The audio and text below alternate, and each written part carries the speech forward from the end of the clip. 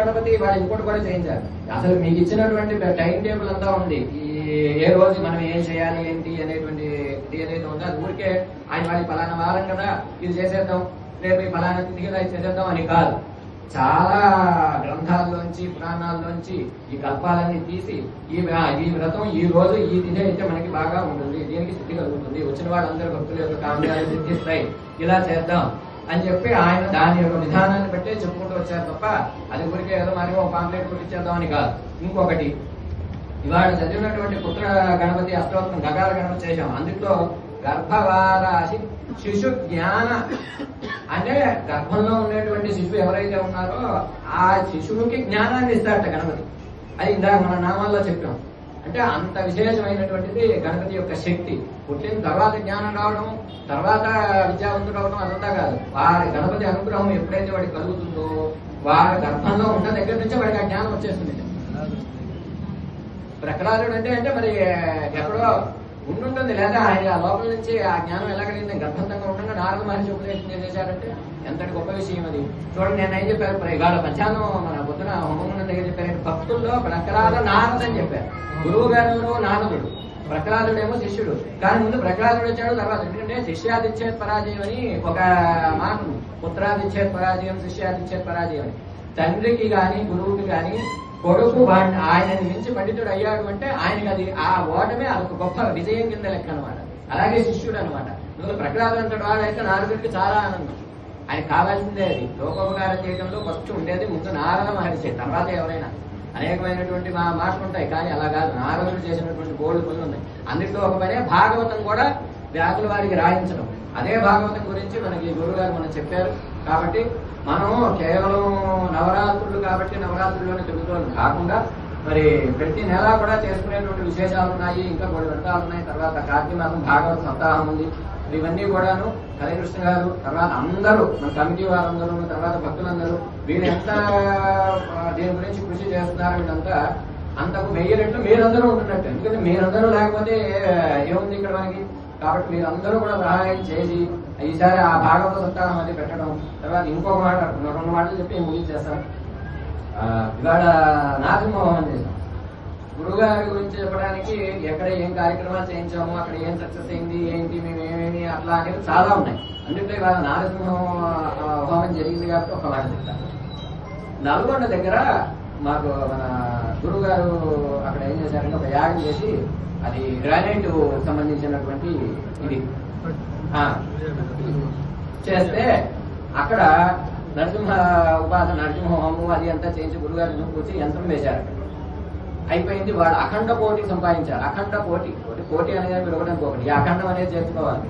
తర్వాత కొంతకాలానికి అది అమ్మేసేద్దామనే ఉద్దేశంతో వాళ్ళు చేసినప్పుడు ఎంతమంది కొనడానికి వచ్చినా వాళ్ళు అడుగు పెట్టలేకపోయారు, కొనలేకపోయారు. ఏదో ఒక ప్రతిబంధకం వస్తుంది. కొన్నేళ్ళు అయిపోయింది అది చేసి. గురుగారి వాళ్ళ మాట కాదు, వాళ్ళ కొత్త మాట కాదు అన్నమాట.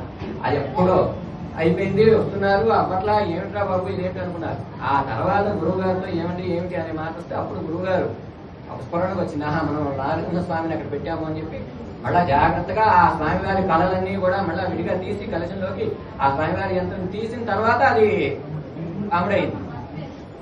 నాకు వద్దున నారసింహంతో నాకు అది స్ఫురణకు వచ్చింది. వాళ్ళు చదువుదాం అనుకున్నాను. అది అదొకటి. మరి ఇట్లాంటివి చాలా ఉన్నాయి. కాబట్టి ఇవన్నీ కూడా ఆ తర్వాత ఇంకొకటి లాస్ట్ 68వ సంవత్సరం మనం ఇదంటున్నాం. 25 సంవత్సరాలకి సిల్వర్ జూబ్లీనే ఏదో చేస్తారు. 50 సంవత్సరాలకి స్వర్ణోత్సవం మేమంటాం, మీరు గోల్డెన్ జూబ్లీనే అంటాం. 70కి వజ్రోత్సవం అంటారు దాన్ని. మనకి ఇంకా 2 ఏళ్లే ఉంది సమయం వజ్రోత్సవం చేసుకోవడానికి. స్వామివారి యొక్క వజ్రోత్సవం చేసుకోవడానికి మనకి మిగిలింది 2 ఏళ్లే. 50 ఏళ్ళ స్వర్ణోత్సవం ఏం జరిగిందో మనకి తెలియదు. అంతకు ముందు 25 ఏళ్ల సంగతి మనకి తెలియదు. తెలిసిన వాళ్ళు ఎవరైనా ఉంటే అదృష్టవంతులు. 70 సంవత్సరాలకి మనకి వజ్రోత్సవం వస్తుంది. వజ్రోత్సవానికి స్వామివారికి మనం ఘనంగా చేసుకోవాలి. తర్వాత ఇంకోటి ఏమిటంటే ఇందాకన్నారు మందిరంగా ఉన్నటువంటిది ఈ వజ్రోత్సవానికల్లా ఇది ఆలయము, చక్రము, ధ్వజము ఇదంతా ఏర్పాటయ్యి మనకి ఈ యొక్క భూలక్ష్మి స్థలం ఏదైతే ఉందో ఈ భూలక్ష్మి కూడా మనకి కొంచెం ఎస్టెన్షన్ అవ్వాలి, పెరగాలి. పెరిగి స్వామివారి అనుగ్రహంతో ఈ గుడి వైశాల్యం నుంచి మనం చక్కగా అనేకమైనటువంటి ఇప్పుడు మనకి వాన వచ్చింది, చాలా ఇబ్బంది పడుతూ మనం చాలా జాగ్రత్తగా ఎలా బాగు అనుకున్నాం. సరే విఘ్నేశ్వరుడు అనుగ్రహంతో గురువుగారు ఒక మంత్రం చెప్పారు. అది బాగా రోజుగా చేయించబట్టి వాళ్ళు మనం చక్కగా మొత్తం అనుకూలం చేస్తున్నాయి. వాన వచ్చినా మనకి ఇబ్బంది కావాలి. కాబట్టి ఇది కూడా ఎక్స్టెన్షన్ అవ్వాలి. వజ్రోత్సవం మనం ఇక్కడ చేసుకోవాలి ఇంకో 2 ఏళ్లలో. ఇంకొకటి ఏమిటంటే మాకు ఎప్పటికీ అవకాశం రాలా. హరికృష్ణ గారు కమిటీ వారు మీరందరి ధైర్యంతో నేను ఒకటి చెప్పేస్తున్నాను. వజ్రోత్సవానికి గురువు గారికి మనం అందరం కూడా యథావిధిగా స్వర్ణ కంకణం ఆయనకి ప్రదానం చేయాలి అనేటువంటిది సింహగలాడు అంటారు. కానీ అది చాలా గొప్ప విషయం. అంతకు మించినటువంటి సన్మానం మనం చేయలేము. ఎందుకంటే సాక్షాత్ ఈశ్వర స్వరూపమే గురువు. చెప్పాను కదా మీకు ఇంకా గురువు గురించి. కాబట్టి మన వజ్రోత్సవం రోజు ఈయనకి మనం ఆ సన్మానం చేసుకోవాలి, స్వామివారిని పునః ప్రారంభంగా చేసుకోవాలి అనేది ఇక్కడికి కోరుకుంటున్నాను. స్వస్తి. ఎప్పుడైనా మనం గురుగారి సన్మానం కాబట్టి ఒక్క నిమిషం ఒక్క మాట నేను ముగిస్తాను. ఇప్పుడు అయ్యగారు మళ్ళీ నన్ను కదిలించారు. ఎందుకంటే మీరు నమ్మరండి, 7:45 కల్లా లోపల వినాయకుడిని పెట్టమన్నారు ఆయన టైం ప్రకారం మేము ఒక్క నిమిషం కూడా మీ ఆజ్ఞ దాటం. నేను ఎప్పటికప్పుడు నేను రామారావు గారు, రమణ గారు, రాము, బ్రహ్మాజీ, రంభా, శ్రీనాథ్ గారు అందరూ కూడా, శ్రీహరి అందరూ కూడా ఉండి ముందు నడిపిస్తాం. ఆ రోజు బాగా వస్తుంది. సరే తల కర్ర పెట్టాం, ఒక బ్లూ ఇది పెట్టుకుని బయలుదేరాం. గుంటుపల్లి ప్రసాద్ గారు మేము అందరం. సరే అక్కడ జరిగిన దాకా వాళ్ళేదండి. మళ్ళీ వాళ్ళ ఇంట్లోకి వెళ్ళాం. బొమ్మల ప్రకాష్ గారి ఇంటికి. ఆయనే మనకి చేసేది ఈ 60 ఏళ్ళ నుంచి. మళ్ళీ మనము పూర్తిగా వాంఛింపు బిగినైంది. లోపల పూర్తి చేస్తుంటే ఇదేంటో భగవంతుడు అనుకున్నాం. మళ్ళీ బయటకు వచ్చాం. రామగారి సాక్ష్యం 3 నిమిషాలు వాన పడింది. శుభ్రంగా వెళ్ళాం. నాకు వద్దులే రామారావు గారు, రమణ కూడా అన్నాడు, ఏమంటే వద్దండి మనం మెయిన్ సెంటర్ నుంచి లాక్కొస్తాం, మనం తక్కువ ఏదో భయంగా ఉంది, తుఫాన్ అన్నాడని. మళ్ళీ వీళ్ళే అన్నారు, హరికృష్ణ వాన తగ్గింది, వద్దు బజారు రావాలని. సరే అని చెప్పి మళ్ళీ ఏం లేకపోయేప్పుడు బజారు వచ్చామండి. కొబ్బరికాయ కొట్టాము, సోవాన్ అక్కడ పెట్టామండి. దాదాపు గంట సేపు వాన మామూలుగా లేదండి. 2 గంటలమ్మా 10 నిమిషాల్లో కూడా మేము సోమవారం లోపల పెట్టి నిజంగా సోమవారం అనిపిస్తుంది. ఇంకోటి అన్నారు, సరే అయిపోయింది, కురుస్తున్నాం, జోరుగా వెళ్తుంది, లోపల నీళ్లు మురిగి నీరు ఫుల్గా వెళ్తుంది, అటు ఇటు. సరే ఏంటయ్య గారు మన పరిస్థితి, మనమే చేసుకుంటామా, మరి ఇంత ప్రోగ్రాం పెట్టుకున్నాం, సాయంత్రం నా పరిస్థితి ఏంటని అడిగారు. సరే వీరికి చెప్పారు, అయ్యా ఒక మంత్రం చెప్పడం చెప్పారు. అంటే మాకు తెలియదు కాదు, ఇలా చెయ్యండి బాబు అని చెప్పి మీరు చెప్పారండి. ఒక గంట అదే చెప్పినటువంటి మంత్రాన్ని మీరు పాటిస్తా ఉన్నారు జపం రూపేణ.